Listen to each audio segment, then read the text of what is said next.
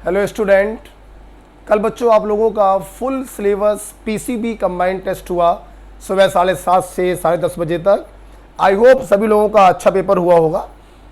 अब मैं केमिस्ट्री के वो सारे 50 क्वेश्चन डिस्कस करने जा रहा हूँ। सारे क्वेश्चन सेक्शन 1 के 35 और सेक्शन बी के 15 क्वेश्चन। इस वीडियो के डिस्क्रिप्शन बॉक्स में आपको पूरा पेपर मिल जाएगा 200 क्वेश्चंस का विद आंसर। आप उसको डाउनलोड कर सकते हैं। Okay, so let's start. Question number 51, A hydrocarbon. बच्चों, हाइड्रोकार्बन का मतलब हो गया CXHY। एक हाइड्रोकार्बन है, इसमें कार्बन का परसेंटेज आपको दिया है 75%। तो जाहिर सी बात है बच्चों, रिमेनिंग क्या होगा? रिमेनिंग हाइड्रोजन होगा। 100 में से घटा देंगे तो 75% आ जाएगा। इन्होंने आपसे इंपीरिकल फार्मूला पूछा है। आपको मालूम है पहला काम होगा, जो भी परसेंटेज दिया गया है उसमें एटॉमिक के वेट से डिवाइड करेंगे। 12 6 ठीक है 72। पहला काम करने के बाद जो नंबर छोटा आता है, 6.25 छोटा नंबर है, इसका फिर से दोनों में डिवाइड करेंगे। एक दूसरा काम होगा तो ये 1 आ गया और ये 4 आ गया। ओके, तो दूसरा काम करने के बाद ये जो नंबर निकल कर आते हैं यही उसका इंपीरिकल फार्मूला बनाते हैं। So the answer is C1H4। Right answer क्या होगा बच्चों? 1 होगा। इंपीरिकल फार्मूला निकालना नीट के लिए बहुत ही पॉपुलर सवाल होता है। सबसे पहला काम होता है परसेंटेज में एटॉमिक वेट से डिवाइड करते हैं। जो नंबर सबसे छोटा आता है उसे दूसरे स्टेप में सभी में फिर से डिवाइड करते हैं। फिर जो नंबर निकल कर आते हैं वही इंपीरिकल फार्मूला बनाते हैं। राइट। 51 के बाद आपने पूछा है क्वेश्चन नंबर 52। ये ऑर्गेनिक का क्वेश्चन था, देखेंगे बच्चों। ऑर्गेनिक का क्वेश्चन था। ये आपको एसिटिलीन दिया गया है and this is oxymercuration, demercuration. ठीक है, आपको मालूम है 2 मोल वाटर ऐड होगा, 2 प्लस दे दीजिए, 2 माइनस दे दीजिए। CH पर 2 OH आएंगे, एक इंटरमीडिएट बनेगा बीच में। ये इंटरमीडिएट बनेगा जो कि अनस्टेबल होगा। जेम डाइऑल है, वाटर निकल जाएगा। तो what is A? A is acetaldehyde, CH3CH। इस एसिटाल्डिहाइड में आपने ग्रिगनॉर्ड रिएजेंट डाला है। आपको मालूम है न्यूक्लियोफिलिक एडिशन होगा। This is nucleophilic addition reaction. ये जो R माइनस है ये कार्बोनिल कार्बन पे अटैक करेगा, ये बॉन्ड कटेगा। O पे माइनस आएगा जो सेकंड स्टेप में वाटर से ले लेगा H प्लस। तो आप देख सकते हैं B बनेगा आपका secondary alcohol. B is secondary alcohol और अल्कोहल ये सेकेंडरी अल्कोहल है। जब आप इसका ऑक्सीडेशन कराएंगे तो H2 और ये O वाटर निकल जाएगा और ये बॉन्ड डबल हो जाएगा। तो what is C? C is acetone. C is acetone. So the right answer is 3rd। ये जेम डाइऑल है। मैं जरा एक बार कैमरा देख लूं, ये कलर साफ साफ दिखाई पड़ रहा है। हाँ, बिल्कुल साफ दिखाई पड़ रहा है, कोई प्रॉब्लम नहीं है। तो first reaction is oxymercuration, demercuration. Second step is nucleophilic addition of Grignard reagent and third is oxidation of secondary alcohol into ketone. Right. बहुत पॉपुलर सवाल था, बहुत आता है नीट में। नेक्स्ट बच्चों देखेंगे the general formula CnH2nO2 could be. आप लोग को मालूम होना चाहिए एल्केन का जनरल फार्मूला होता है CnH2n+2। एल्कीन का जनरल फार्मूला होता है CnH2n। एल्काइन का जनरल फार्मूला होता है CnH2n-2। एल्कोहल या ईथर जनरल फार्मूला होता है CnH2n+2O। राइट बच्चों, एल्डिहाइड या कीटोन, जनरल फार्मूला होता है CnH2nO। कार्बोक्सिलिक एसिड या ईस्टर, जनरल फार्मूला होता है CnH2nO2। ओके, और एमीन का भी लिख सकते हैं, वो भी आपको मालूम है CnH2n+3n होता है उसका। तो आप देखिए CnH2nO2 is the general formula for carboxylic acid बोल दीजिए, या फिर आप बोल दीजिए ईस्टर बोल सकते हैं। एमीन का भी लिख लो,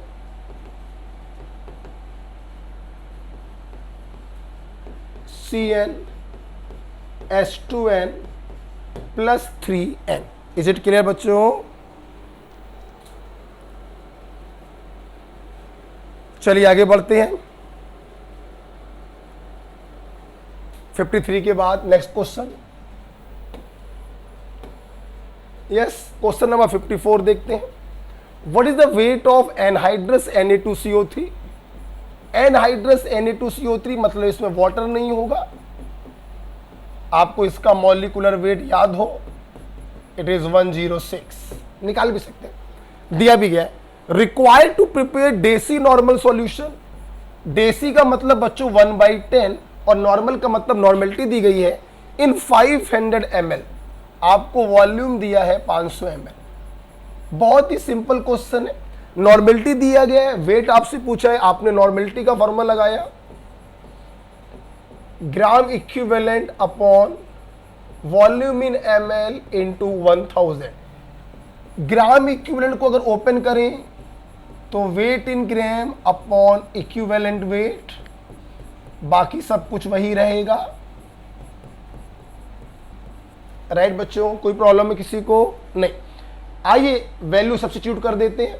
नॉर्मेलिटी दिया गया 1/10, वेट बेटा आपसे पूछा गया है ग्राम में। बात करेंगे इक्विवेलेंट वेट क्या होगा। ये सॉल्ट है, इसका इक्विवेलेंट वेट होगा इसका molecular weight upon total positive charge. एक सोडियम पे होता है +1, तो 2 सोडियम पे होगा +2, टोटल पॉजिटिव चार्ज है 2, तो इक्विवेलेंट वेट आ गया 53। यहां पे रख दीजिए। वॉल्यूम ml में दिया है 500 और 1000 से हमने मल्टीप्लाई कर दिया। 5 से ये गया 2 आया, 2 से ये काटिए, 2 दूनी 4, 2 छिक्का 12, 2 पंचे 10, ये हटाएंगे दशमलव यहां पर आ जाएगा। 2.65 gram is the right answer. ये देखिए third is the right answer. Right बच्चों, सही किया ना?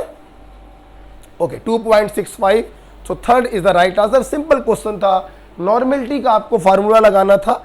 ग्राम इक्विवेलेंट बराबर वेट इन ग्राम अपॉन इक्विवेलेंट वेट होता है। इक्विवेलेंट वेट कैसे निकाला? ये सॉल्ट है और सॉल्ट का इक्विवेलेंट वेट होगा molecular weight upon total positive charge. एक सोडियम पे +1 होता है तो 2 सोडियम पे +2 होगा, 2 से डिवाइड कर दिया, इक्विवेलेंट वेट आ गया 53। वैल्यू सब्स्टिट्यूट करिए, डायरेक्ट बच्चों आंसर आएगा। राइट, 54 के बाद क्वेश्चन नंबर 55 देखेंगे। अच्छा, ये देखिए बच्चों, ये ड्रग का क्वेश्चन है, आपने मेरे से पढ़ा है। Paul इरलिक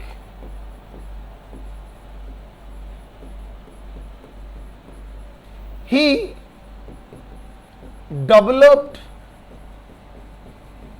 the medicine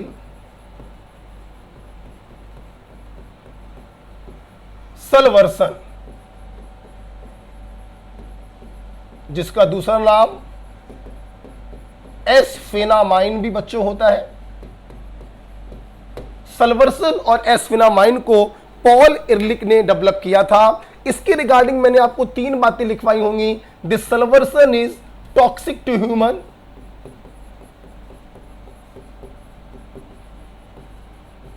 toxic to human, this is a arsenic drug. आप जानते हैं बच्चों, इसमें एजो लिंकेज की तरह लिंकेज पाई जाती है। जैसे एजो लिंकेज होती है वैसे इसमें आर्सेनिक की लिंकेज पाई जाती है। ये सिफिलिस के अगेंस्ट काम करता है। Syphilis is a sexually transmitted disease STD होता है। सिफिलिस के अगेंस्ट ये मेडिसिन काम करती है और इस महान खोज के लिए पॉल इरलिख साहब को नोबेल प्राइज मिला। ओके, तो आप देख सकते हैं salvarsan is a arsenic containing drug which was first use for the treatment of syphilis, जिसमें मैंने आपको ये 4 बातें और बताई। पॉल इरलिख के बारे में भी एक बात बताना चाहेंगे, father of modern chemotherapy,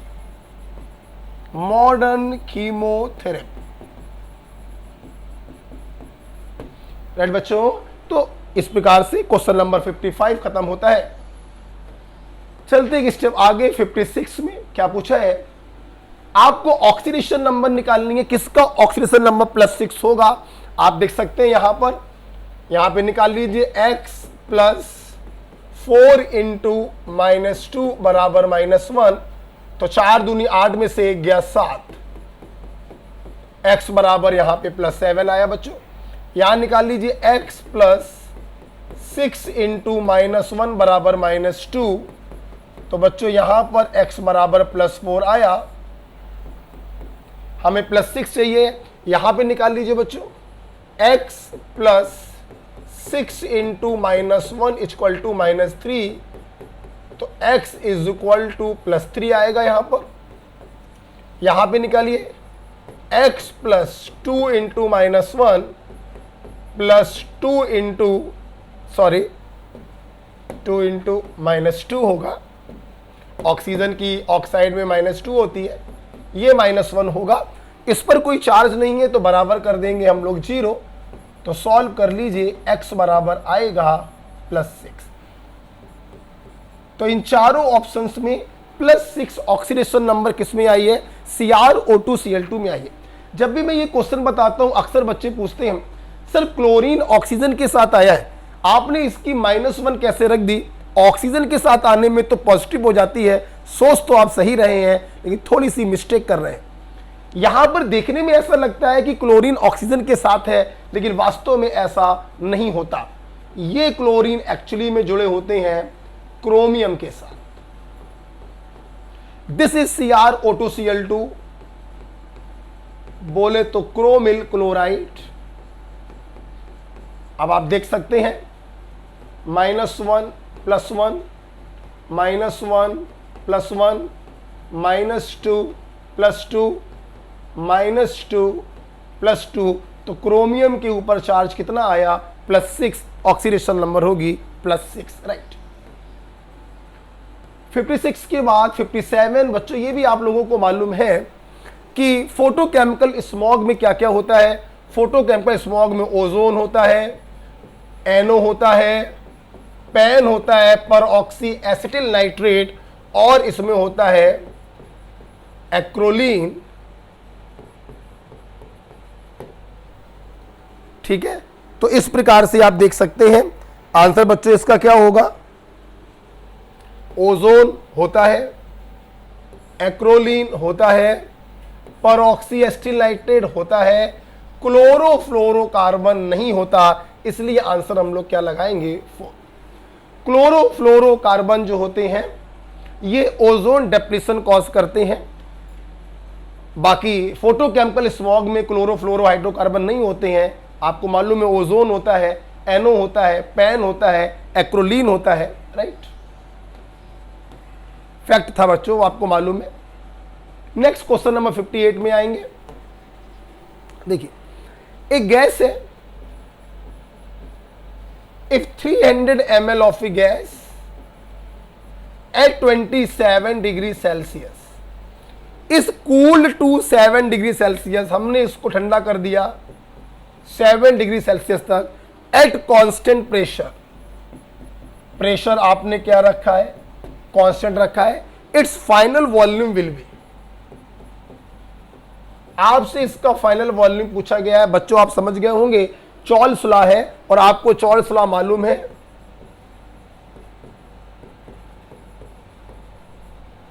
V1/T1 बराबर V2/T2। V1 की वैल्यू 300 है, T1 बच्चों केल्विन में रखेंगे, डिग्री सेल्सियस में दिया है, 273 ऐड करेंगे वो 300 आएगा। V2 आपको निकालना है, T2 की वैल्यू 7 प्लस 273 280 हो जाएगी। ये से ये कट गया, आप सॉल्व कर लीजिए। V2 बराबर आ गया 280 ml। This is your answer. Very simple question based on Charles law. ध्यान रखिए बच्चों, नीट में ऐसे क्वेश्चन आपको मिलने वाले हैं, कोई बहुत डिफिकल्ट बहुत लेंथी क्वेश्चन नहीं मिलेगा। तो very simple question based on Charles law, V1 upon T1 बराबर V2 अपॉन T2। नेक्स्ट, फिर at infinite dilution percentage ionisation for both strong and weak electrolyte. This is simple Ostwald dilution law, जो हमसे कहता है अगर किसी weak electrolyte को infinite dilute कर दिया जाए तो उसका डिग्री ऑफ आयोनाइजेशन बढ़ते बढ़ते बढ़ते बढ़ते बढ़ते बढ़ते 100% हो जाता है, मतलब वो स्ट्रॉन्ग इलेक्ट्रोलाइट की तरह बिहेव करने लगता है। This is Ostwald dilution law. तो बच्चों आंसर क्या होगा? आंसर होगा 100%, and this is Ostwald dilution law. At infinite dilution, a weak electrolyte work like a strong electrolyte. This is given by Ostwald. Answer होगा 4th। 59 के बाद 60, methane diffuses 2 times faster than gas X। ये question Graham's law of diffusion के ऊपर है। आइए करते हैं। Rate of diffusion of methane is 2 times rate of diffusion of gas X. Gas X, यहां से आप देख सकते हैं rate of diffusion of methane का ratio rate of diffusion of gas X के साथ आ गया 2:1। बच्चों आपको मालूम है ग्रेहम्स लॉ ऑफ डिफ्यूजन कहता है कि rate of diffusion is inversely proportional to under root of molecular weight. तो ये बराबर बच्चों क्या हो जाएगा, जो गैस नीचे लिखी है उसका मॉलिक्यूलर वेट ऊपर आएगा और जो गैस ऊपर लिखी है उसका मॉलिक्यूलर वेट नीचे जाएगा। दोनों तरफ का बच्चों स्क्वायर कर दीजिए तो 4/1 बराबर molecular weight of gas upon molecular weight of methane 12×4 16। तो मॉलिक्यूलर वेट ऑफ गैस आ गया CH4। पहली जो इंफॉर्मेशन दी थी उस आधार पर आपने गैस का मॉलिक्यूलर वेट निकाला 64। सवाल ने मॉलिक्यूलर वेट नहीं पूछा, क्वेश्चन पूछ रहा है अगर इस गैस X का हमारे पास 32 ग्राम हो देन नंबर ऑफ मॉलिक्यूल्स कितने होंगे। आपसे नंबर ऑफ मॉलिक्यूल पूछा गया, मोल निकाल लीजिए तो वेट में इसके मॉलिक्यूलर वेट से डिवाइड करिए तो मोल मिल जाएगा। वेट इन ग्राम अपॉन मॉलिक्यूलर वेट 1/2 और मोल में एवोगैड्रो नंबर से मल्टीप्लाई कर दीजिए तो नंबर ऑफ मॉलिक्यूल मिल जाएंगे Na/2। This is your answer. तो second is the right answer. बच्चों अब आपको समझना चाहिए, इन्होंने हमसे नंबर ऑफ मॉलिक्यूल पूछे लेकिन हमको गैस का मॉलिक्यूलर वेट नहीं बताया। गैस का मॉलिक्यूलर वेट सर्वप्रथम हम लोगों ने ग्रेहम्स लॉ ऑफ डिफ्यूजन से निकाला, इसको यहां पर सब्स्टिट्यूट किया तो नंबर ऑफ मॉलिक्यूल्स आ गए। राइट। 60 के बाद नेक्स्ट क्वेश्चन की तरफ चल रहे हैं बेटा। Question number 61। यस, ये जो 61 क्वेश्चन नंबर है ये रदरफोर्ड अल्फा स्कैटरिंग एक्सपेरिमेंट का रिजल्ट है। Rutherford alpha scattering experiment. आप लोगों ने ये फिजिक्स में पढ़ा होगा कि रदरफोर्ड ने गोल्ड फॉइल पर अल्फा पार्टिकलों की बमबारी कराई थी, जिससे रिजल्ट निकला था कि most of the alpha particle goes straight implies atom is empty. कुछ अल्फा पार्टिकल छोटे छोटे एंगल से डिफ्लेक्ट हो गए, इसका मतलब है कि एटम के अंदर कहीं पॉजिटिव चार्ज पोर्शन है जो बहुत ही छोटे से स्थान पर रखा हुआ है।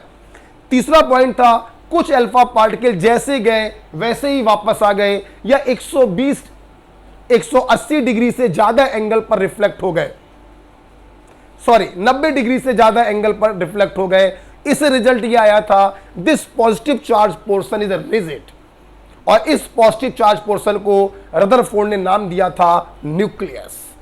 तो Rutherford alpha scattering experiment discover nucleus. Okay, और ये जो न्यूक्लियस होता है बच्चों, ये पॉजिटिव चार्ज न्यूक्लियस और बीच में इलेक्ट्रॉन चक्कर लगाते हैं।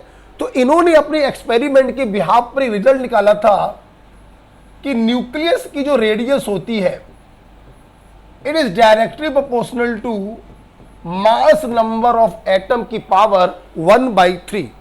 डायरेक्टली प्रोपोर्शनल का साइन हटाएंगे, एक कांस्टेंट लिखते हैं R0। ये देखिए radius of nucleus is equal to R0 a की पावर 1/3, जहां पे बच्चों R0 एक कांस्टेंट होता है जिसकी वैल्यू होती है 1.33 इंटू 10 की power -13 centimetre. This is Rutherford alpha scattering experiment. इन्होंने न्यूक्लियस का डिस्कवरी किया, इन्होंने न्यूक्लियस नाम का इस्तेमाल किया, और रेडियस ऑफ न्यूक्लियस कैसे निकालते हैं R0 a की पावर 1/3, जहां पर a होता है एटॉमिक मास या मास नंबर। ओके, मैं फिर से रिवाइज करा रहा हूं। Most of the alpha particle goes straight, implies atom is hollow. Few alpha particles reflected by small angle 20 degree, 30 degree, 10 degree, 5 degree, 45 degree. Means a positive charge portion is present which occupies very small space. This positive charge portion is called nucleus by Rutherford. Few alpha particle got reflected by angle more than 90 degree, या जैसे गए वैसे वापस आ गए, implies this nucleus is very rigid। और इसी experiment का result था रेडियस ऑफ न्यूक्लियस बराबर R0 a की पावर 1/3। R0 एक कांस्टेंट होता है जिसकी वैल्यू है 1.33 इंटू 10 की पावर -13 सेंटीमीटर। और बच्चों ये हमको याद होना चाहिए, राइट बेटा। चले 61 के बाद आपने पूछा क्या है, सारे बताने। 62 देखिए, for a reaction if Kp is greater than Kp, dear Kp is equal to Kc RT की पावर डेल्टा n, आपने पढ़ रखा है केमिकल इक्विलिब्रियम में। आपको मालूम है if delta n is positive more than 0 then Kp is greater than Kc। Kp Kc से ज्यादा है, इसका मतलब डेल्टा n की वैल्यू 0 से ज्यादा है। डेल्टा n क्या होता है, गैसियस मोल्स ऑफ प्रोडक्ट, पूरा लिख देते हैं, gaseous moles of product minus gaseous moles of reactant is delta n which is greater then 0। इसको उस तरफ ले जाइए तो gaseous moles of product must be greater than gaseous moles of reactant. मतलब एग्जामिनर ने ये जो जानकारी आपको दी थी, इस जानकारी से आपको ये क्लियर हुआ कि प्रोडक्ट साइड पर गैसियस मोल ज्यादा है। बच्चों फील करिए, reactant goes into product, reversible का साइन। सोचो प्रोडक्ट के अगर गैसियस मोल ज्यादा है तो प्रोडक्ट साइड का प्रेशर भी क्या होगा, ज्यादा। इन्होंने पूछा forward reaction is favoured by, अगर फॉरवर्ड साइड पर प्रेशर ज्यादा है और आपको उसी तरफ जाना है तो आपको प्रेशर क्या करना पड़ेगा, कम। Low pressure favours the forward reaction. बहुत खूबसूरत, बहुत ही खूबसूरत क्वेश्चन नीट के पॉइंट ऑफ व्यू से, बहुत सुंदर सवाल। ऐसे ही क्वेश्चन नीट में पूछे जाते हैं, ट्रिकी सवाल होते हैं, बढ़िया सवाल होते हैं।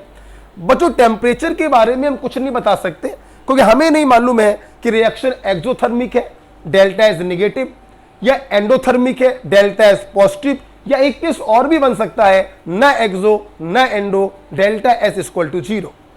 इसलिए टेम्परेचर के बारे में कुछ नहीं बोल पाएंगे, हम सिर्फ प्रेशर के बारे में बता सकते हैं। एक बहुत ही खूबसूरत सवाल। नेक्स्ट 63 देखते हैं। द सॉल्युबिलिटी ऑफ AgCl आपको दिया गया। सॉल्युबिलिटी प्रोडक्ट, बहुत ही सिंपल सा क्वेश्चन है।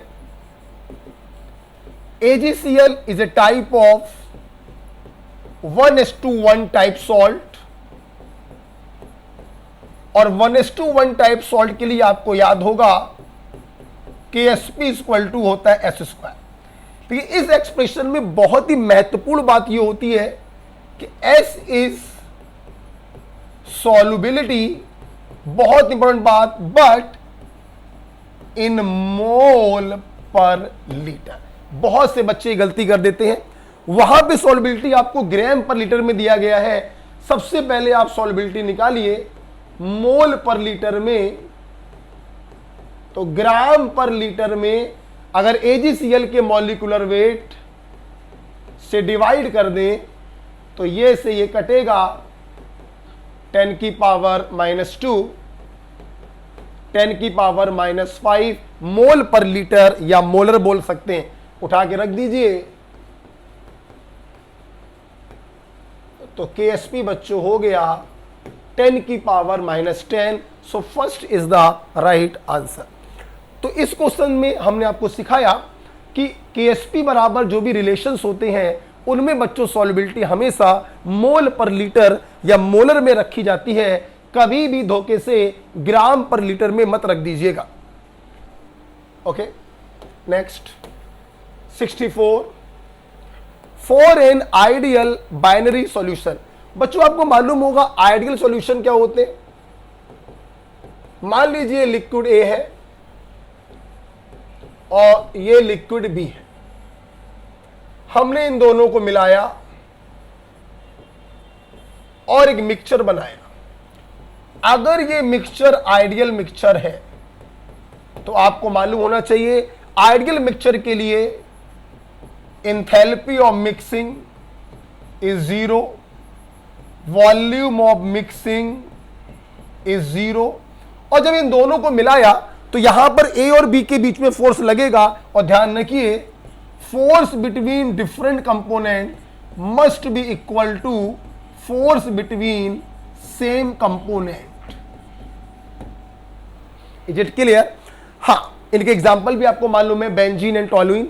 बेंजीन में भी वॉन्डरवॉल फोर्स है, टोलुइन में भी वॉन्डरवॉल फोर्स है।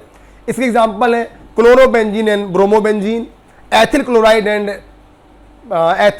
एंड आयोडिल क्लोराइड, क्या बोल रहा हूं, ethyl chloride and ethyl bromide, आप ये बोल सकते हैं। एन हेप्टेन, एन हेक्सेन, यहां पर भी एग्जांपल है, वॉन्डरवॉल फोर्स लग रहा है दोनों में। तो जहां पे force of attraction same type का होता है उनको मिलाने पर हमें आइडियल सॉल्यूशन प्राप्त होता है। Delta H of mixing 0, delta V of mixing 0, और डिफरेंट कंपोनेंट में लगने वाला फोर्स वही होता है जो सेम कंपोनेंट में लगता है। एग्जांपल फिर से बोलने जा रहा हूं, n hexane, n heptane, ethyl chloride, ethyl bromide, benzene, toluene, chlorobenzene and bromobenzene. परंतु बच्चों आइडियल सॉल्यूशन हो या नॉन आइडियल सॉल्यूशन हो, एक बात ध्यान रखिएगा, एंट्रोपी ऑफ मिक्सिंग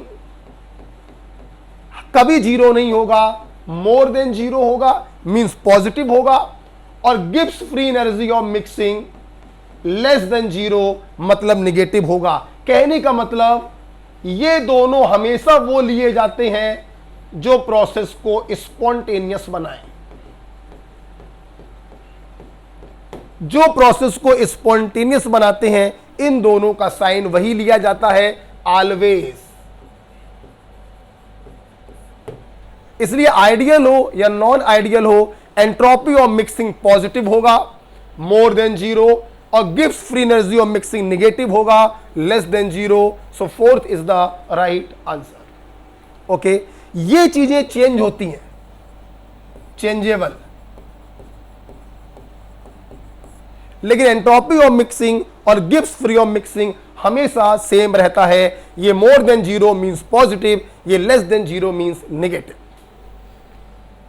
64 के बाद 65 नंबर देखेंगे। यस, बढ़िया सवाल इलेक्ट्रोकेमिस्ट्री का। देखिए बच्चों, आपको एक ये इलेक्ट्रोकेमिकल सेल आपको दिया गया है, कंसंट्रेशन पे गौर करिए 1 मोलर। अगर कंसंट्रेशन 1 मोलर है, इसका मतलब एग्जामिनर हमसे चाह रहा है स्टैंडर्ड ईएमएफ ऑफ सेल। आपको मालूम होना चाहिए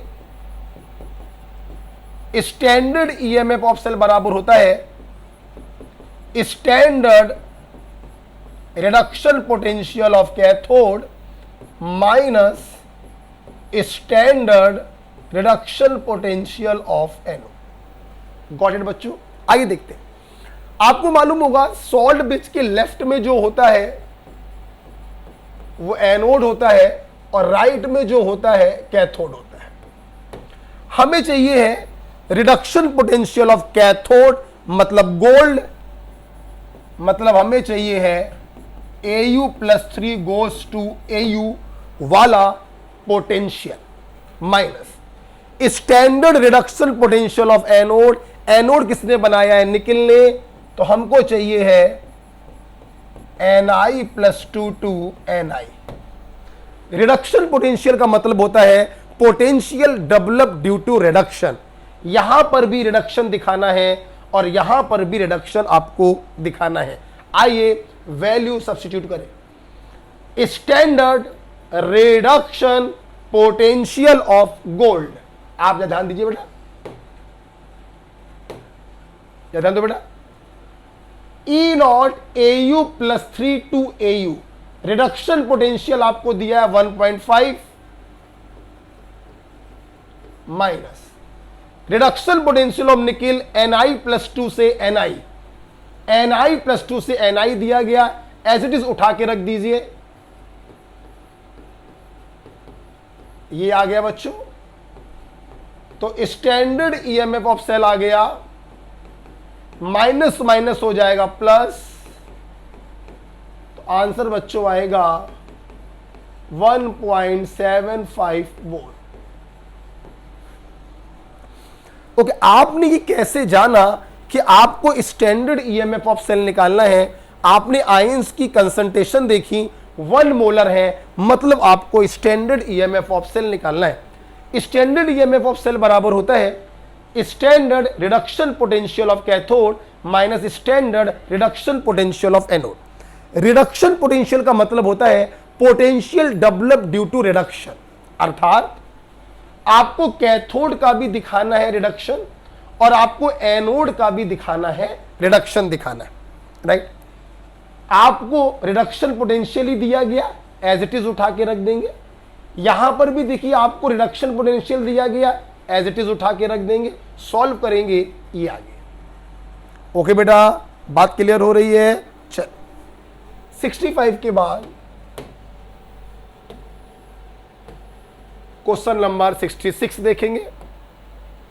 ए solid AB has body centred cubic structure. ध्यान रखिएगा, AB को देखते ही आपके दिमाग में आ गया this is A ionic solid. आइए देखते हैं आयनिक सॉलिड BCC पैटर्न में कैसे होते हैं।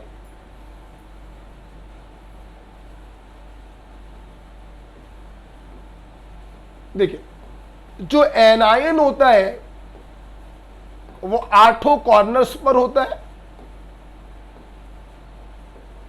ये देखिए बेटा, B minus, B minus, B minus, B minus, B minus, B minus, B minus और B माइनस। और जो बेटा कैटायन होता है, कैटायन यहां पर बॉडी सेंटर पे रखा होता है। कैटायन यहां पे रखा होता है बॉडी सेंटर में A+। ओके, अब होता क्या है कि जितने भी ये कॉर्नर वाले एनायन होते हैं 8 के 8, ये बॉडी सेंटर वाले को टच करते हैं। क्या करते हैं बच्चों? बोलो, टच करते हैं।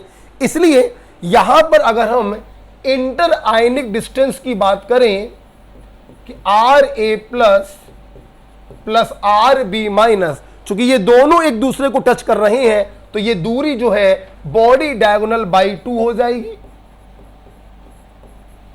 और हमारे स्टूडेंट जानते हैं बॉडी डायगोनल होता है a√3, तो आप इसको खोल के अगर लिखेंगे a√3/2।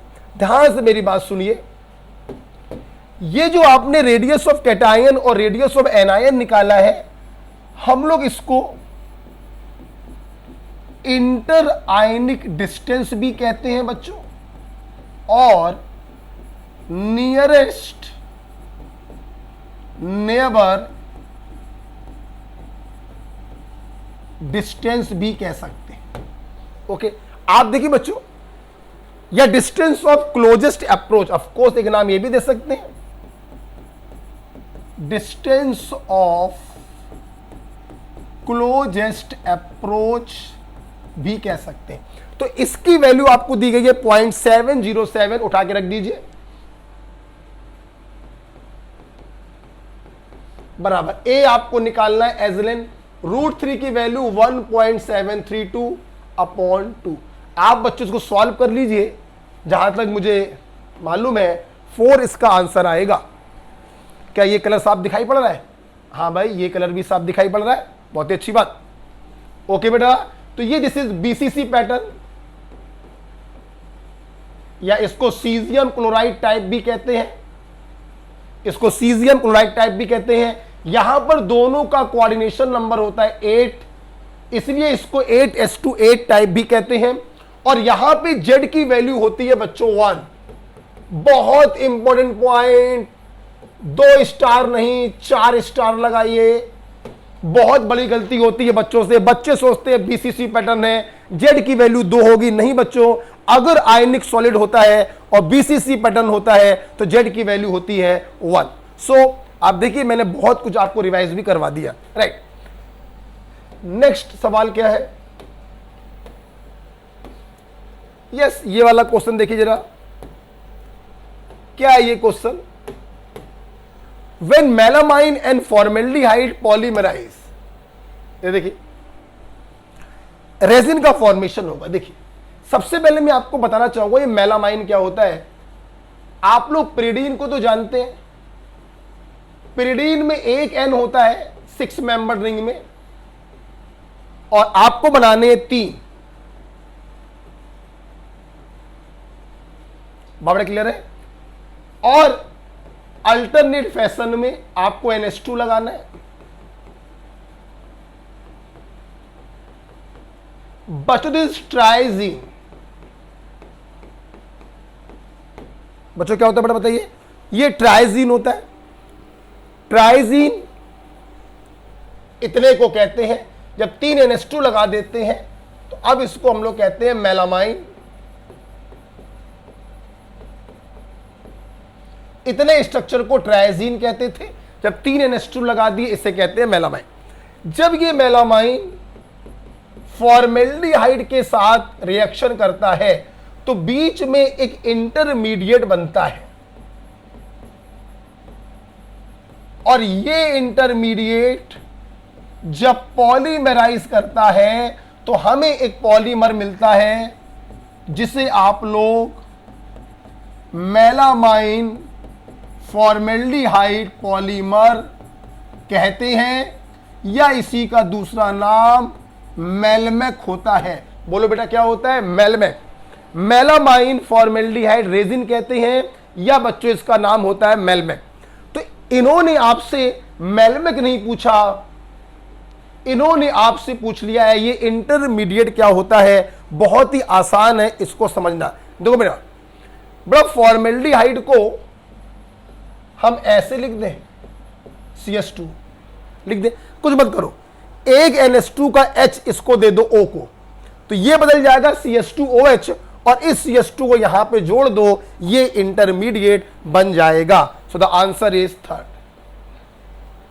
ट्रायाजीन, ट्रायाजीन में 3 NH2, मेलामाइन, मेलामाइन के एक NH2 में फॉर्मेल्डिहाइड को जोड़ दो, ये बन गया बच्चों इंटरमीडिएट। और जब ये इंटरमीडिएट पॉलीमराइज करता है तो बनता है मेलामाइन फॉर्मेल्डिहाइड रेजिन या मेलमेक। इसका यूज करते हैं अनब्रेकेबल क्रॉकरी बनाने में। ध्यान रखिए, इसका यूज यहां लिख दे रहे, इसका यूज करते हैं अनब्रेकेबल क्रॉकरी बनाने में। आप देखिए क्रॉकरी की शॉप पे जाइए तो कभी कभी कुछ ऐसे बर्तन दिखाते हैं वो कि जमीन में फेंक देते हैं, ये देखिए माता जी हमारा बर्तन नहीं टूट रहा है, वो एक्चुअली में मेलमेक रेजिन होता है, मेलामाइन फॉर्मेल्डिहाइड रेजिन होता है। बहुत ही बढ़िया सवाल था, एनसीईआरटी से था बच्चों। 67 के बाद 68 देखेंगे। If the atomic number of element is 33 it will place in the periodic table. मेरे भाई आपको मालूम है 21 to 30, स्कैंडियम 21 टू जिंक 30, ये आपका होता है 3D series. 3D series fourth period. आपको मालूम होना चाहिए 31, 32, 33, 34, 35, 36 ये आपके होंगे थर्ड ए से लेकर 0 ग्रुप तक। तो third A, fourth A, fifth A, this is your answer. 33 वाला किस ग्रुप को बिलोंग करेगा? फिफ्थ ए ग्रुप को बिलोंग करेगा। अगर आपसे पीरियड पूछते तो बच्चों पीरियड हो जाता फोर्थ, और अगर ब्लॉक पूछते तो ब्लॉक हो जाता पी ब्लॉक। नेक्स्ट 68 के बाद 69 देखिए। बेटा आपको मालूम है नाइट्रोजन का फर्स्ट आईपी ऑक्सीजन से ज्यादा होता है, क्यों? आप जरा देखेंगे फिफ्थ ए और सिक्स्थ ए, नाइट्रोजन ऑक्सीजन। देखो बेटा nitrogen is 2s2 2p3, oxygen is 2s2 2p4। अगर मैं बात करूं IP1 की तो यहां पे पहला इलेक्ट्रॉन निकलेगा 2p3 से और यहां पर पहला इलेक्ट्रॉन निकलेगा 2p4 से। Half field configuration extra stable configuration होता है, आसानी से इलेक्ट्रॉन को नहीं निकलने देगा, मतलब इसका IP ऑक्सीजन से ज्यादा होगा। Yes, IP1 of nitrogen is greater then IP1 of oxygen. लेकिन वही बच्चों अगर हम लोग IP2 को कंपेयर करें, IP2 ऑफ नाइट्रोजन को IP2 ऑफ ऑक्सीजन से कंपेयर करें, मतलब दूसरा इलेक्ट्रॉन निकालने में किसमें ज्यादा एनर्जी देनी पड़ेगी। ये तो हो गया पहला इलेक्ट्रॉन। पहला इलेक्ट्रॉन निकलने के बाद कॉन्फ़िगरेशन ये बचेगा। अब दूसरा इलेक्ट्रॉन नाइट्रोजन में 2p2 से निकलेगा और ऑक्सीजन में 2p3 से निकलेगा। अब की बार ऑक्सीजन हो गया हाफ फील्ड, तो IP2 ऑक्सीजन का ज्यादा होता है। खैर यहां पर IP1 का डिस्कशन था जो नाइट्रोजन का ज्यादा होगा। पहले ज्यादा वैल्यू होनी चाहिए, बाद में कम वैल्यू, पहले ज्यादा बाद में कम, यही सही है। यहां पहले कम बाद में ज्यादा गलत, बराबर गलत, बराबर गलत। तो आंसर क्या होगा? फर्स्ट आंसर होगा। बात मेरी क्लियर होगी बच्चों। IP1 नाइट्रोजन का ज्यादा होता है क्योंकि पहला इलेक्ट्रॉन हाफ फील्ड कॉन्फ़िगरेशन से निकलता है। राइट। 61 के बाद 69 के बाद 70। मैं थोड़ा सा पानी पीना चाहूंगा। Which of the following does not contain coordinate bond?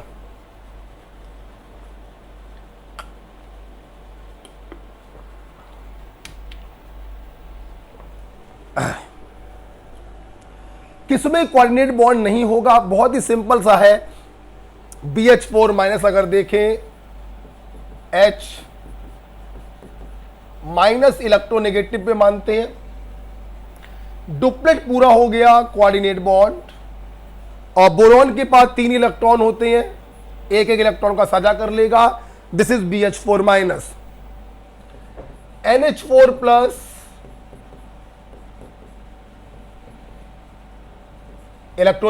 Sorry plus मानना था, प्लस किस पर मानेंगे? इलेक्ट्रोपॉजिटिव पर मानेंगे। प्लस का मतलब है हाइड्रोजन के पास जो एक इलेक्ट्रॉन था वो भी चला गया। नाइट्रोजन के पास 5 होते हैं, ये 3 बॉन्ड बनाएगा, एक लोन पेयर बच गया और इस लोन पेयर को ये इस भिखारी, इस नंगे H+ को दे देगा और सभी लोगों का ऑक्टेट और डुप्लेट संतुष्ट हो जाएगा। तो यहां पर भी कोऑर्डिनेट बॉन्ड है। कार्बोनेट की अगर बात करें तो बच्चों माइनस चार्ज इलेक्ट्रोनेगेटिव पे माना, 6 और 1 7, एक बॉन्ड बनाएगा। 6 और एक 7 एक बॉन्ड बनाएगा, ये 2 बॉन्ड बनाएगा, कहीं पर भी कोऑर्डिनेट बॉन्ड नहीं है। आंसर क्या होगा? H3O प्लस तो बहुत ही आसान होता है, वाटर, और ये ऑक्सीजन क्या करता है, अपने लोन पेयर को H प्लस को डोनेट कर देता है। This is hydronium ion. Okay, तो 70 का बच्चों आंसर हुआ थर्ड। केमिकल बॉन्डिंग का टॉपिक था।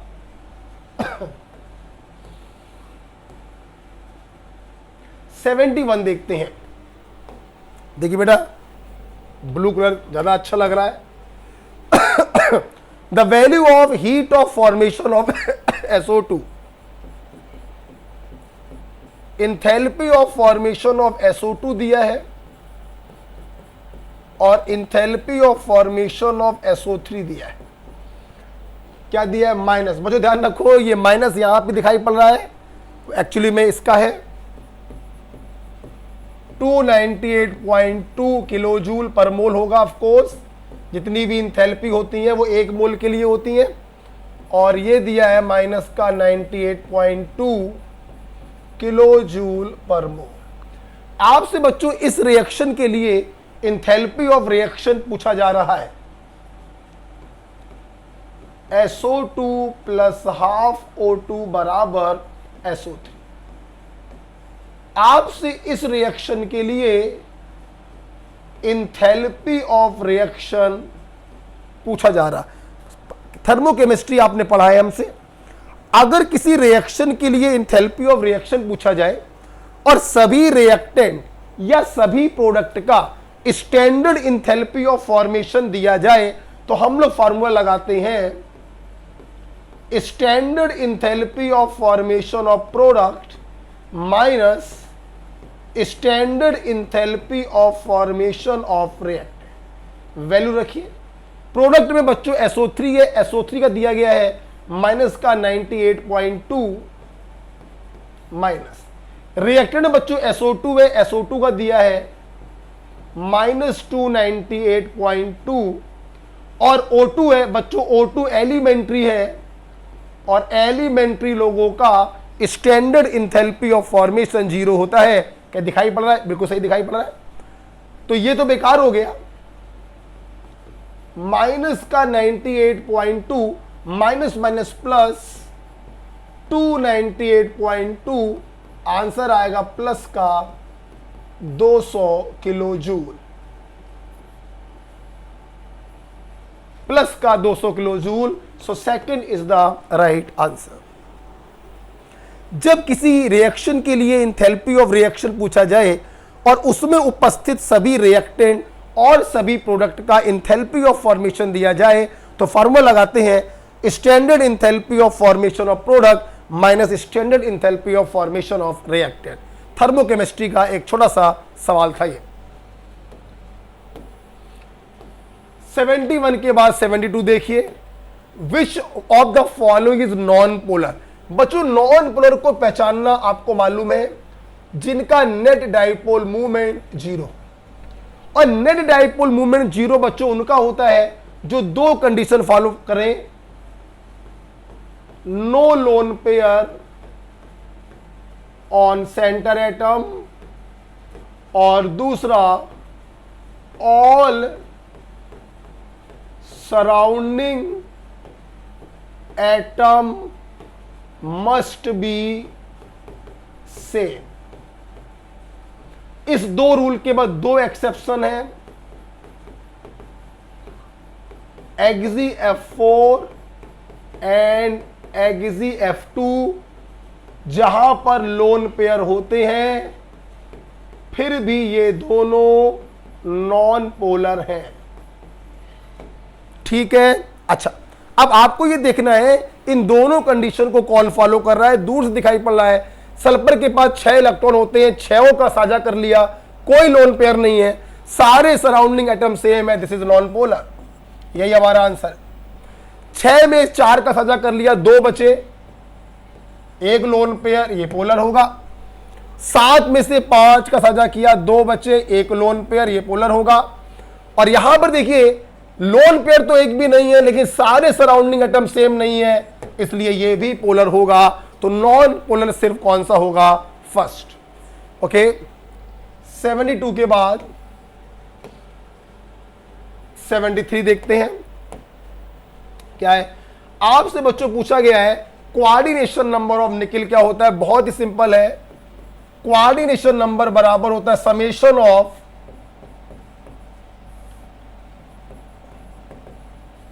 Number of ligand multiplied by its density.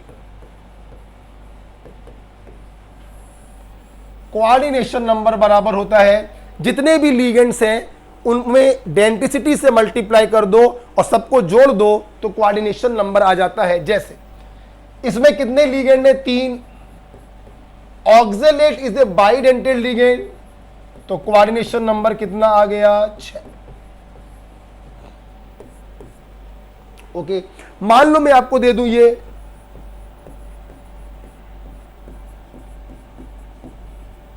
मैं इसमें पूछूं, बताइए जरा कोबाल्ट का कोऑर्डिनेशन नंबर क्या होगा? 2 प्रकार के इसमें लिगेंड है। आइए, नंबर ऑफ एथिलीन डायमीन कितने हैं? 2। इसका डेंसिटी कितना होता है? 2। This is A bidentate ligand. Plus कितने क्लोरीन है? 2। क्लोरीन की डेंसिटी कितनी होती है? 1। सबको जोड़ दीजिए तो कोऑर्डिनेशन नंबर कितना आ गया? 6। तो number of ligand multiplied by its density plus दूसरा लिगेंड का नंबर मल्टीप्लाइड बाई उसकी डेंसिटी, सबको जोड़ते जाइए कोऑर्डिनेशन नंबर आ जाएगा। ओके, C2O4 होता है ऑक्सलेट, बाइडेंटेड लिगेंड होता है, और एथिलीन डायमीन ये होता है, ये भी एक सिमेट्रिकल बाइडेंटेड लिगेंड होता है। Okay, next, what are the unit of equivalent conductivity? बच्चों आपको मालूम होना चाहिए इक्विवेलेंट कंडक्टिविटी बराबर कप्पा इंटू 1000 अपॉन नॉर्मेलिटी। अब अगर आपको इसका यूनिट बताना है तो इनके यूनिट को रखना पड़ेगा। कप्पा बराबर आपने पढ़ा होगा C इंटू एल अपॉन ए, और C बच्चों आपने पढ़ा होगा रिवर्स ऑफ रेजिस्टेंस। ठीक, अब जरा मेरी बात सुनिएगा। देखिए, रेजिस्टेंस की यूनिट होती है ओम। ओम सिंबल ऐसे बना देते। कंडक्टेंस उसका उल्टा होता है, तो ओम का उल्टा कर दो मोह, या कर दो ओम इनवर्स। दिखाई पड़ रहा है? या साइमन भी कर सकते हैं आप, दिखाई पड़ रहा है? अच्छा, अब इस मोह को यहां पे रख दो। लेंथ का यूनिट होता है सेंटीमीटर, ये होगा सेंटीमीटर स्क्वायर, तो यह जब मोह सेंटीमीटर इनवर्स, तो इसका यूनिट हो गया मोह सेंटीमीटर इनवर्स। इस मोह सेंटीमीटर इनवर्स को यहां रखेंगे, और नॉर्मेलिटी का यूनिट ध्यान दो बच्चों, नॉर्मेलिटी बराबर होता है gram equivalent upon volume litre. Gram equivalent का यूनिट ग्राम इक्विवेलेंट ही होता है, या कभी कभी इसके स्थान पर सिर्फ लिख देते हैं इक्विवेलेंट। वॉल्यूम का यूनिट लीटर भी होता है, और इसका यूनिट हम लोग सेंटीमीटर क्यूब भी लिख सकते हैं। तो नॉर्मेलिटी का यूनिट आ गया इक्विवेलेंट सेंटीमीटर -3। कप्पा का यूनिट ये है मोह सेंटीमीटर इनवर्स। क्या मैं यहां करके दिखा दूं? यहां पे करके दिखा रहा हूं, देखना। कप्पा का यूनिट है मोह सेंटीमीटर इनवर्स अपॉन, ये तो नंबर हो गया, हटाओ इसको। नॉर्मेलिटी का यूनिट है ग्राम इक्विवेलेंट, या सिर्फ इक्विवेलेंट सेंटीमीटर -3। ऊपर ले जाइए तो मोह सेंटीमीटर स्क्वायर इक्विवेलेंट इनवर्स, ये यूनिट आ गया इक्विवेलेंट कंडक्टिविटी का। So third is the right answer. बच्चों आपने फील किया कि मैंने इसका यूनिट आपको याद नहीं कराया। मेरे भाई, आप फिजिक्स के स्टूडेंट हैं, फिजिक्स में पढ़ा है यूनिट एंड डायमेंशन, यूनिट याद नहीं करी जाती है। सिंपल, उसके फार्मूले में जो जो चीजें आ रही हैं उनकी यूनिट को सब्स्टिट्यूट कर दो तो उसकी यूनिट आ जाएगी। हमने देखिए ना सिर्फ आपको उसका यूनिट बताया, बल्कि 1, 2, 3, 4 फार्मूले भी रिवाइज कराए और चारों लोगों की यूनिट भी रिवाइज कराई। राइट, तो थर्ड बच्चों इसका आंसर होगा। लीटर भी वॉल्यूम का यूनिट है और सेंटीमीटर क्यूब भी वॉल्यूम का यूनिट है। चूंकि हमसे एग्जामिनर सेंटीमीटर में पूछ रहा है, इसलिए लीटर के स्थान पर हमने सेंटीमीटर क्यूब का इस्तेमाल किया।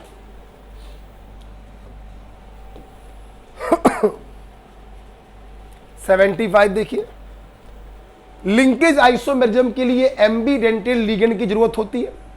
एम्बीडेंटेड लिगेंड वो होते हैं जिनके पास एक से ज्यादा डोनर साइट होती हैं। एग्जाम्पल के तौर पर NO2 एंड ये देखिए नाइट्रो। तो जहां पर भी एम्बीडेंटेड लिगेंड आपको दिखाई पड़ जाए, ये देखिए दिखाई पड़ रहा है, तो लिंकेज आइसोमेरिज्म कौन सो करेगा? थर्ड, जिसके पास भी एम्बीडेंटेड लिगेंड हो, नाइट्राइड, नाइट्रो, साइनाइड और आइसोसाइनाइड। ठीक है, साइनेट, बहुत सारे मैंने आपको बताए थे। 75 का आंसर थर्ड होगा। लिंकेज आइसोमेरिज्म वो शो करते हैं जिनके पास एम्बीडेंटेड लिगेंड होता है। Gravity separation,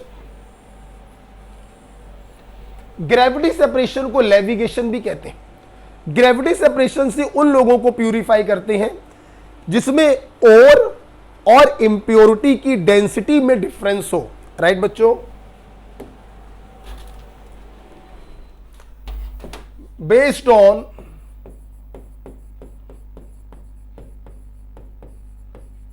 difference in density, भारीपन, और एंड इम्प्योरिटी। राइट, इसके एग्जाम्पल मैंने आपको बताए थे ऑक्साइड एंड कार्बोनेट ओर। और ऑक्साइड ओर में आपने इसका एग्जाम्पल हमसे हेमेटाइट पढ़ा था। तो दूर से दिखाई पड़ा, इसका आंसर क्या होगा? हेमेटाइट। अब हो सकता है कुछ बच्चे सोच रहे हो सर ये भी तो ऑक्साइड ओर है, तो क्या आप लोग भूल गए कि बॉक्साइड ओर का जो हम लोग कंसंट्रेशन करते थे वो करते थे, सॉरी, बॉक्साइड ओर का कंसंट्रेशन करते थे बेयर्स प्रोसेस से करते थे हम लोग, अगर आपको याद हो, जहां पे लीचिंग एजेंट होता था NaOH। कैलामाइन ZnCO3 होता है और इसका हम लोग कैल्सिनेशन करवाते हैं, गर्म कर देते हैं, हमें ZnO प्राप्त हो जाता है और ZnO का कराते हैं रिडक्शन, हमको जिंक प्राप्त हो जाता है। कैल्कोपाइराइट मतलब कॉपर पाइराइट, इसका भी आपको याद होगा फ्रोथ फ्लोटेशन प्रोसेस करते हैं हम लोग, फॉलोड बाय रोस्टिंग। तो आप देखिए ग्रेविटी सेपरेशन का एग्जांपल सिर्फ कौन सा आ रहा है? हेमेटाइट बोले तो Fe2O3। कंफ्यूज मत होइए कि ये भी ऑक्साइड ओर है और ये कार्बोनेट ओर है, तो ये भी हो सकते हैं, ऐसा नहीं है, कंफ्यूज मत होइए, हेमेटाइट ओर ही प्यूरिफाई की जाती है। हाँ, अगर आपसे पूछे कि कौन सी ओर ग्रेविटी सेपरेशन से प्यूरिफाई करते हैं, तो मोटा मोटा हम लोग बोलेंगे ऑक्साइड एंड कार्बोनेट ओर। इसका मतलब ये नहीं होता है बच्चों कि सारे ऑक्साइड प्यूरिफाई किए जाएंगे या सारे कार्बोनेट प्यूरिफाई किए जाएंगे। राइट, तो यहां पर आंसर टिक करेंगे हेमेटाइट। और हेमेटाइट को ग्रेविटी सेपरेशन से भी करते हैं और आपको मालूम होगा मैग्नेटिक सेपरेशन से भी किया जाता है प्यूरिफाई। तो एक एक ओर में दो दो मेथड भी इस्तेमाल हो सकते हैं। ओके, तो आंसर बच्चों इसका क्या होगा? Haematite. Most common oxidation state shown by cerium. बच्चों सीरियम जो होता है एक लेंथेनोइड है। लेंथेनोइड के जो एलिमेंट होते हैं उनकी मोस्ट कॉमन ऑक्सीडेशन नंबर होती है +3। कुछ लोग +2 भी शो करते हैं और कुछ लोग +4 भी शो करते हैं। ट्रिक आपको मालूम ही होगी, सीरियम के केस में +3 और +4 होता है। So second is the right answer. Cerium +3+4 show करता है। ट्रिक बता देते हैं। सम्मी अब यूरोप से टीबी खरीदो प्यारी निधि के साथ। शुरू के 3 +3 के साथ +2 शो करते हैं और बाद के +3 के साथ +4 भी शो करते हैं। इस प्रकार से आपसे सीरियम के बारे में पूछा गया था, तो सीरियम +3 और +4 दोनों स्टेट शो करता है। Second is the right answer. Notes का क्वेश्चन है, एनसीईआरटी में दिया गया है। Which of the following compound on reaction with NaOH and H2O2 yellow colour. मेरे भाई आपको याद होगा, कोई भी क्रोमियम +3 कंपाउंड हो, जब इसकी रिएक्शन किसी एल्कली से कराते हैं, आप कोई दूसरा एल्कली भी ले सकते हैं विद ऑक्सीडाइजिंग एजेंट H2O2, तो हमें येलो कलर क्रोमेट प्राप्त होता है। येलो कलर क्रोमेट प्राप्त होता है। तो यहां पे Cr+3 का कंपाउंड आपने क्या ले लिया, CrOH का होल थ्राइस ले लिया। राइट। 78 के बाद 79 देख लीजिए। देखिए बच्चों, आपको मालूम है सेकेंड ग्रुप के जो कैटायन होते हैं उनका हाइड्रेशन बहुत ज्यादा होता है, इसीलिए इनके हैलाइड जो होते हैं वो हाइड्रेटेड फॉर्म में पाए जाते हैं, जैसे BCl2.4H2O, MgCl2.8H2O,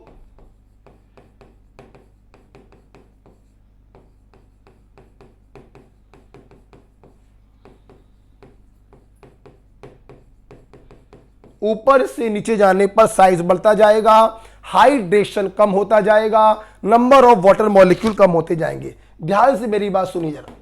देखिए ऊपर के 2 छोड़ दीजिए,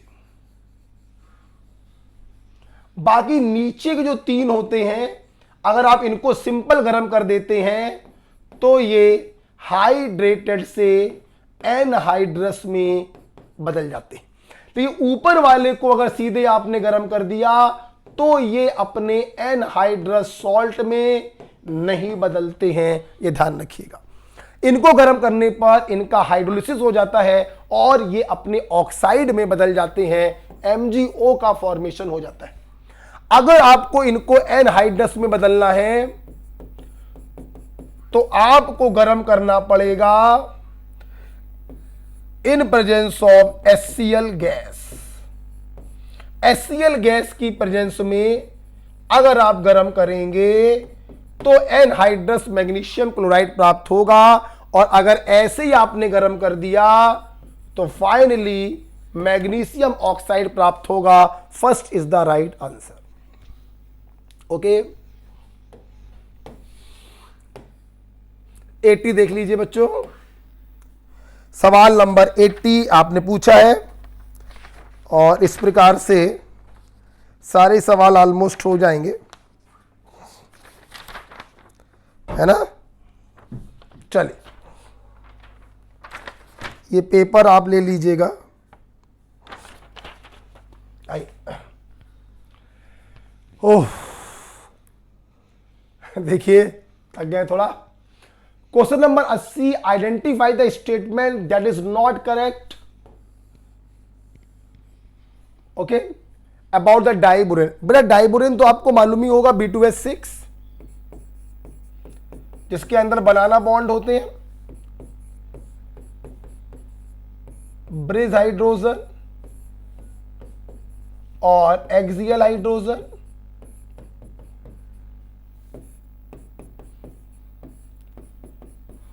ये एंगल आपको मालूम होगा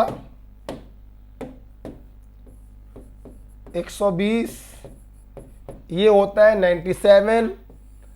चारों एक्सियल हाइड्रोजन और बोरॉन एटम एक ही प्लेन में होते हैं, जबकि ये दोनों जो होते हैं परपेंडिकुलर होते हैं। आपको ये भी मालूम होगा कि इसे हम लोग कहते हैं बनाना बॉन्ड।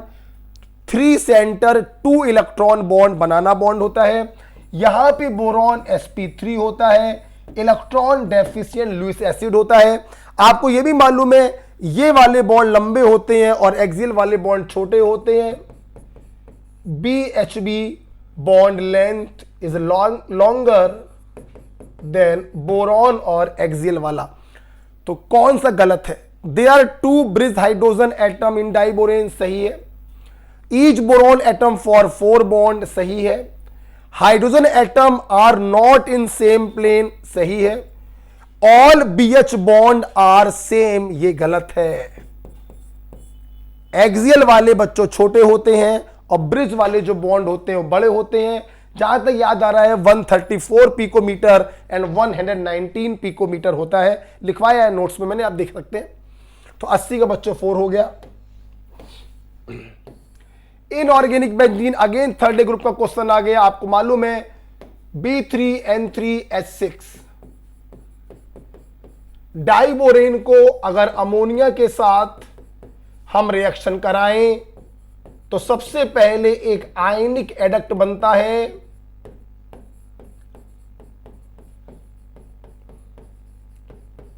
बच्चों क्या बनता है बताइए? आयनिक एडक्ट का फॉर्मेशन होता है और जिसको गर्म करने पर हमें इनऑर्गेनिक बेंजीन B3N3H6 प्राप्त होता है।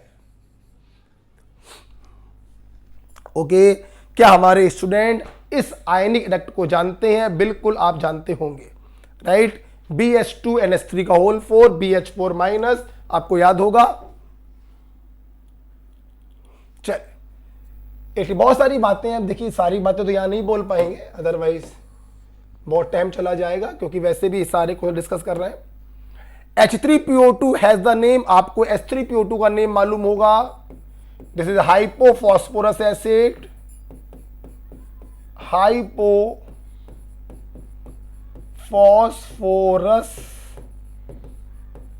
एसिड, या इसका एक नाम और भी होता है फॉस्फेनिक एसिड।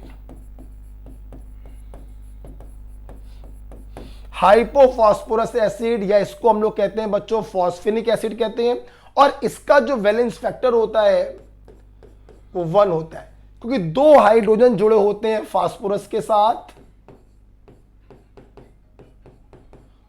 और सिर्फ एक हाइड्रोजन ऑक्सीजन के साथ जुड़ा होता है। सिर्फ यही हाइड्रोजन आयोनाइजेबल होता है। मतलब जब आप इसको पानी में डालेंगे तो H2PO2 माइनस और एक H प्लस प्राप्त होगा, इसलिए इसका वैलेंस फैक्टर बच्चों होता है 1। तो इसका नाम हो गया hypophosphorous acid and valence factor हो गया 1। एसिड के वैलेंस फैक्टर को हम कहते हैं बेसिसिटी, H3PO2, राइट बच्चों। फॉस्फेनिक एसिड, ये क्वेश्चन भी आपका नीट में आ चुका है, ये क्वेश्चन भी नीट में आ चुका है। आगे बढ़ते हैं। 82 के बाद आप जरा 83 देखेंगे। सिंपल क्वेश्चन है, इनमें से कौन नाइट्रोजन देगा? दूर से दिखाई पड़ रहा है अमोनियम नाइट्राइड। मैक्सिमम पानी निकाल दीजिए, मैक्सिमम 2 पानी निकलेंगे, जो बचे उसे अलग कर दीजिए। ये देखिए नाइट्रोजन गैस आपको प्राप्त हो गई, राइट। आपको मालूम होना चाहिए ये नाइट्रोजन बनाने का लैब मेथड होता है। क्या होता है? लैब मेथड होता है। लैब में हम लोग अमोनियम क्लोराइड को सोडियम नाइट्राइड के साथ गर्म करते हैं। सबसे पहले हमें प्राप्त होता है अमोनियम नाइट्राइट, जिसको गर्म करने पर हमें प्राप्त होता है nitrogen gas. This is the laboratory method of nitrogen. So 4th is the right answer, right. जरा मुझे व्हाट्सएप करिएगा कि इसमें HNO3 और NO की इंप्योरिटी को हटाने के लिए क्या करते हैं, मुझे उसका आंसर व्हाट्सएप करिएगा। मैंने पढ़ाया है आपको, राइट। बेटा बेटा रमा बेटा देखो जरा, ठीक है। ओह, 83 के बाद 84 बच्चों फैक्ट है, मैंने आपको बताया है। Which is the true covalent oxide of iodine? The answer is I2O5। कहां पर हो भाई? ये I2O5 का स्ट्रक्चर अगर आप देखेंगे, ये पूरी तरीके से बच्चों कोवेलेंट होता है। बकाया जो ऑक्साइड होते हैं आयोडीन के, उनमें आयनिक कैरेक्टर आता है, लेकिन I2O5 जो होता है ट्रू कोवेलेंट ऑक्साइड होता है। I2O5 का मैंने यूज बताया था, used in carbon monoxide estimation. आप देखिए I2O5 with CO2 plus iodine, so I2O5 is the right answer. Okay, true covalent oxide होता है something like this, IOI bond होता है इसके अंदर। 85 देखेंगे, IUPAC नेमिंग है, बहुत ही सिंपल क्वेश्चन है। हमारे पास जो फंक्शनल ग्रुप है वो डबल बॉन्ड है, carbon carbon double bond. Numbering उस किनारे से करेंगे जहां से डबल बॉन्ड को छोटा नंबर मिले, 1 2 3 1 2 3, कहीं से भी करिए 3 नंबर मिल रहा है। अब जरा देखिए सब्स्टिट्यूएंट को, 1 2 3, एक 3 नंबर, 1 2 3, यहां से भी 3 नंबर, कहीं से भी नंबरिंग करिए 3 नंबर ही मिल रहा है। ये आपकी प्रिंसिपल चेन है, ये आपका सब्स्टिट्यूएंट है। नंबरिंग आप कहीं से भी कर दीजिए। प्रिंसिपल चेन में 5 कार्बन है, 5 कार्बन का रूट वर्ड होता है पेंट, प्राइमरी सफिक्स है 2 पे लगा है इन, सेकेंडरी सफिक्स कोई सीनियर फंक्शनल ग्रुप तो है नहीं, तो ये हो गया प्रिंसिपल चेन का नाम pent two ene. Third position पे लगा है सब्स्टिट्यूएंट मिथाइल, सब्स्टिट्यूएंट के नाम प्रिंसिपल चेन के पहले लिखे जाते हैं, 3 methyl pent two ene. Okay, इस 2 को आप यहां लिख दो, आप यहां लिख दो, आप आगे लिख दो, कहीं पर भी लिख दो, एक ही बात है। तो 3 methyl 2 pentene, 3 methyl pent two ene, जो चाहे वो बोलिए, third is the right answer. 85 के बाद 86 देखिए बच्चों क्या होगा। हमने क्या किया है, ये आपका ब्यूटेन है, CH3 CH2 CH2 CH3, आप कहीं से भी नंबरिंग कर लीजिए, 1 2 3 4। हम लोग जब भी ब्यूटेन के, नॉर्मल ब्यूटेन के हम जब भी कन्फर्मर पढ़ते हैं तो अक्सर हमेशा C2C3 बॉन्ड के अलोंग ही पूछे जाते हैं।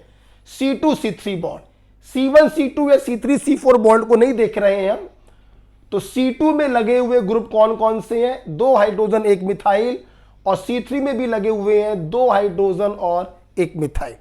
ओके, आप अगर इसका न्यूमन प्रोजेक्शन बनाते हैं तो आप देखिए इस कार्बन पर भी 2 हाइड्रोजन 1 मिथाइल लगा है, 2 हाइड्रोजन 1 मिथाइल, मान लीजिए ये C3 है, और ये पीछे वाला कार्बन मान लीजिए ये C2 है, इस पर भी देखिए 2 हाइड्रोजन और 1 मिथाइल लगा है, 2 हाइड्रोजन और 1 मिथाइल।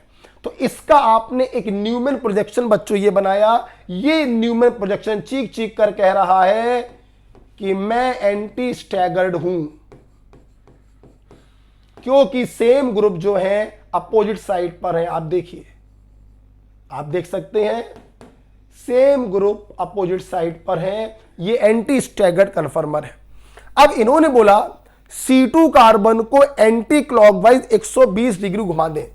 C2, ये है C2, सर्किल वाला C2 है बच्चों, 2 हाइड्रोजन है 1 मिथाइल। अच्छा, अब एंटी क्लॉकवाइज 120 डिग्री घुमाना, सुनना बच्चों, जब 120 घुमाओगे 60 घुमाने पर इधर पहुंचेगा और फिर 60 घुमाने पर ही इधर आ जाएगा। मतलब सर्किल को जब 120 डिग्री एंटी क्लॉकवाइज घुमाएंगे तो ये जो CH3 है वो यहां पर पहुंच जाएगा। ध्यान से देखेंगे सब लोग, ये सर्किल है, पहले बना देते हैं C3 को, ये ब्लू से हमने C3 बनाया, इस पर कोई फर्क नहीं पड़ा है, ये वैसे ही रहेगा। ये देखिए C3 है। अब रेड से मैं बना रहा हूं C2 को। C2 जब आपने 120 डिग्री एंटी क्लॉकवाइज घुमाया तो ये CH3 यहां चला गया, ये वाला H इस H पर आ गया, और ये वाला H मिथाइल की जगह पर आ गया। ये आपने बनाया है C3। आप ध्यान से देखिए, CH3 जो है पास पास आ गए, ना ये एंटी स्टैगर्ड है ना ये एक्लिप्स है। What is this? This is gauche. Answer क्या होगा? फर्स्ट। ओके, आई होप आपको समझ में आ गया होगा। और ऐसे बहुत सारे क्वेश्चन हमने कराए थे। हाँ, आपके मन में एक सवाल उठ सकता है, सर C2 और C3 मेंशन नहीं था। बच्चों, आप इसको C2 और इसको C3 मान लेते तब भी आपका आंसर गॉच ही आता। राइट। 86 के बाद 87 देख लीजिए। मोस्ट स्टेबल कार्बोकेटायन आपको दिखाई पड़ रहा है tropylium cation, because this is a aromatic carbocation. And what is tropylium? ये देखिए, ये होता है ट्रोपाइलियम। कितने डीलोकलाइज पाई इलेक्ट्रॉन है? 6। 4n+2 = 6, n = 1। Yes, this is a aromatic carbocation. Right answer is 4। अगर स्टेबिलिटी ऑर्डर पूछते तो 4। फर्स्ट, सेकंड और थर्ड में फर्स्ट में 3 फिनाइल है, रेजोनेंस ज्यादा होगा तो फर्स्ट की स्टेबिलिटी आएगी, फिर सेकंड की आएगी और फिर थर्ड की आएगी। तो ये तीनों रेजोनेंस स्टेबलाइज हैं और ये वाला जो है ये एरोमेटिक कार्बोकेटायन है। राइट। ये देखिए, बहुत ही प्यारा सवाल है। The reaction of propene with HOCl। Propene का मतलब बच्चों है एल्कीन, और एल्कीन देती है electrophilic addition reaction. Electrophilic addition का मतलब है फर्स्ट स्टेप में अटैक करता है इलेक्ट्रोफाइल और वो होता है रेट डिटरमाइनिंग स्टेप, और सेकंड स्टेप में अटैक करता है न्यूक्लियोफाइल और ये होगा फास्ट। HOCl में HO- Cl+ होता है, तो फर्स्ट स्टेप में बच्चों अटैक करेगा Cl+। So the right answer is second. Okay बेटा, बात समझ में आ गई। सिंपल इलेक्ट्रोफिलिक एडिशन रिएक्शन होता है, कार्बोकेटायन इंटरमीडिएट बनेगा, रीअरेंजमेंट की भरपूर संभावनाएं, 1,2 हाइड्राइड या मिथाइल शिफ्टिंग भी हो सकती है। सो आफ्टर 88 सिंपल क्वेश्चन था। 89 आइए ब्लू पेन से करते हैं। आइसोप्रोपिल ब्रोमाइड, ये रहा आइसो ग्रुप। प्रोपिल मतलब 3 कार्बन, ब्रोमाइड मतलब Br। हमें इसका कराना है वुड्स रिएक्शन। वुड्स रिएक्शन आपको मालूम है, सोडियम से रिएक्शन होगी और इसके 2 मोल आपस में रिएक्शन करेंगे। क्या होगा बच्चों? ट्वाइस NaBr निकल जाएगा और ये कार्बन सिंगल बॉन्ड से इस कार्बन से जुड़ जाएगा।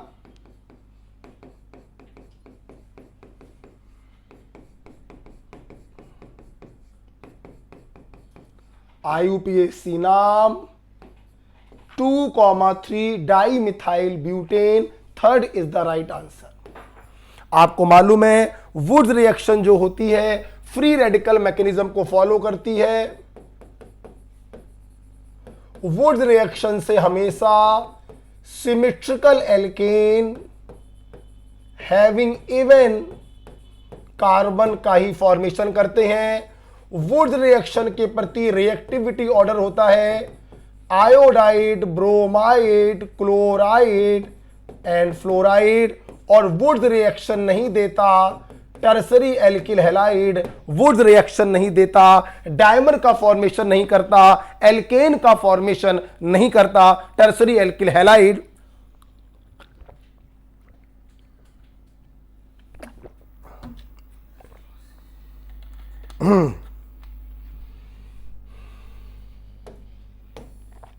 89 के बाद 90 देखेंगे। कैमरा चल रहा है? चल रहा है भाई, ठीक है। Okay, which of following will not give iodoform reaction? Iodoform क्या हुआ? अच्छा, आयोडोफॉर्म टेस्ट बच्चों आपको मालूम होना चाहिए। आयोडोफॉर्म बोलो या हेलोफॉर्म बोलो। हेलोफॉर्म टेस्ट कौन देते हैं? 2 लोग देते हैं।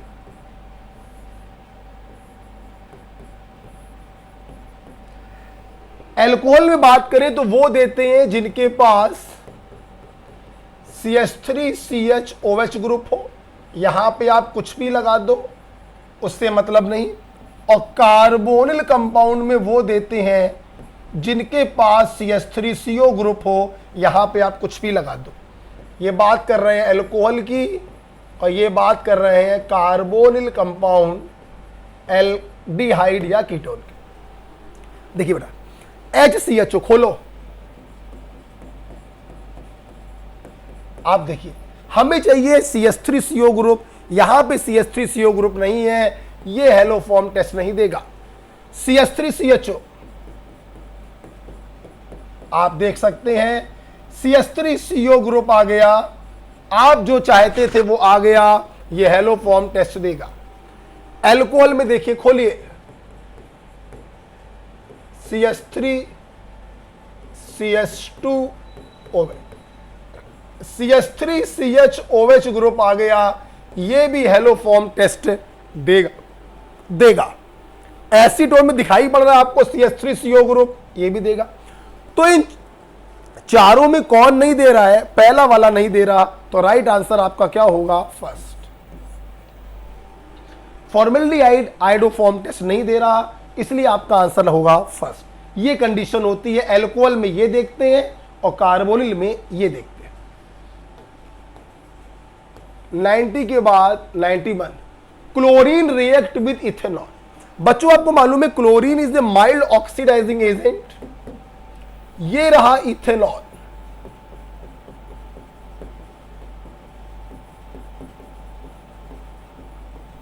आपने जब क्लोरीन वाटर से इसको ऑक्सीडाइज कराया, चूंकि ये एक प्राइमरी अल्कोहल है तो ये एल्डिहाइड में ऑक्सीडाइज होगा, लेकिन रिएक्शन यहां पर स्टॉप नहीं होगी, क्योंकि आपको याद है क्लोरीन जो होता है ऑक्सीडेशन के बाद सब्स्टिट्यूशन करता है एट 1 अल्फा कार्बन, 3 H है तो 3 मोल क्लोरीन लगेगा और ट्राइक्लोरो एसिटल्डिहाइड का फॉर्मेशन होगा,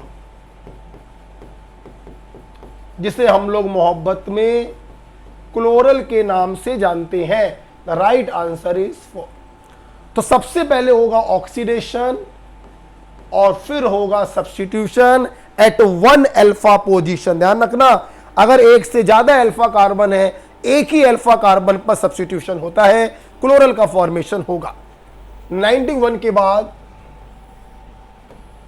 बच्चों 92 तो बहुत ही आसान है, आपको मालूम है principal quantum number N size के बारे में बताता है, azimuthal quantum number L shape के बारे में बताता है, और magnetic quantum number M orbital या मैग्नेटिक बिहेवियर या ओरिएंटेशन के बारे में बताता है। So the right answer is size, shape and orientation. Okay बच्चों, इज इट क्लियर? पढ़ा चुका हूं, क्वांटम नंबर मैंने पूरा पढ़ाया है आपको। 93 देखते हैं। आइए बच्चों, आपको दिया है aniline, the first step is डायजोटाइजेशन।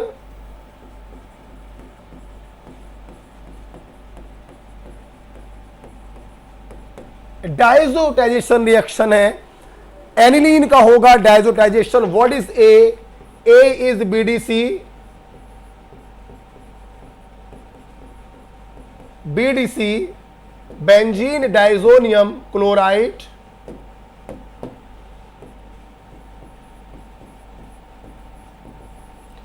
इसका रिएक्शन आपने कॉपर सल्फेट से कराया, दिस सैंडमियर रिएक्शन।